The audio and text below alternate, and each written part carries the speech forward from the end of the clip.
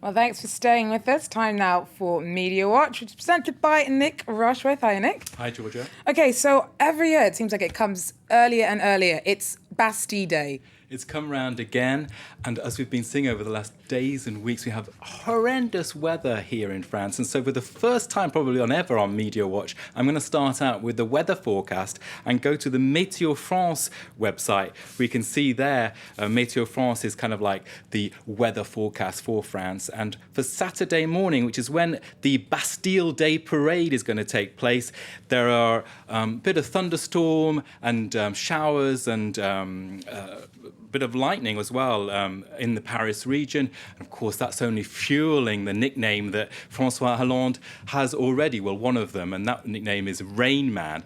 And this is taken up by Le Nouvel Observateur. Look at that picture, sort of almost becoming a classic now of his sort of glasses all covered with rain. Now, he'll be there tomorrow, centre stage at the Champs-Élysées in the Place de la Concorde to watch the military fly over and the marching and so on during the morning. Look at this picture. This is him, Rain Man, during his inauguration. You remember, Georgia, he went straight off to Berlin, and what happened to his plane? It got hit by lightning. So that fueled, of course, that whole idea of him, Rain Man. Look at this one again, him in the pouring rain, and that's at ceremonies marking the Normandy landings. So he's not shaking this off. It's on Twitter as well. This is a tweet from Madame Michou, and she's saying, well, the weather conditions mean that we're going to see warships going down the Champs-Élysées for the first time.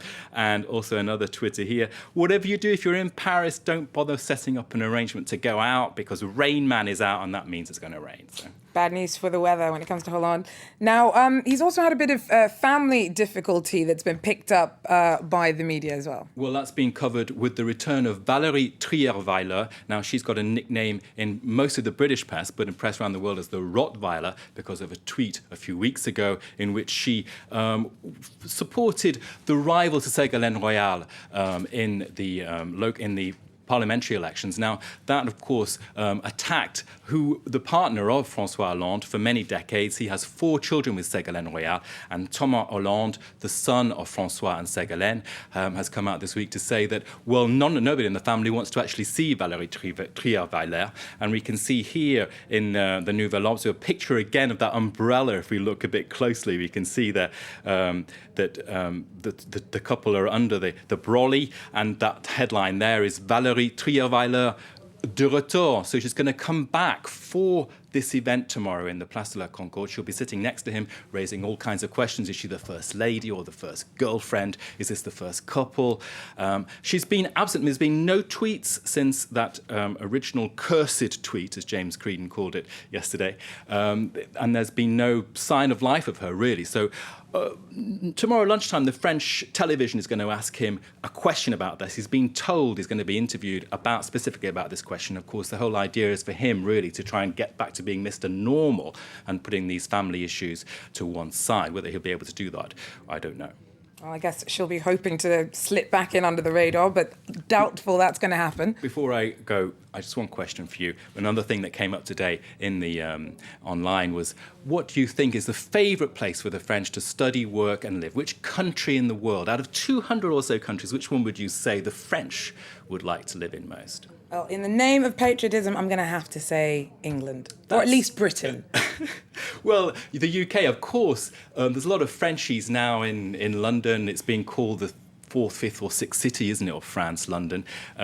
Britain actually ranks 12th in this survey, which is being covered in the Huffington Post here, which has the preferred country of the French. We can just see the headline there. What is the preferred country of the French? And it's Cocorico, it's National Day, of course, and it's obviously France.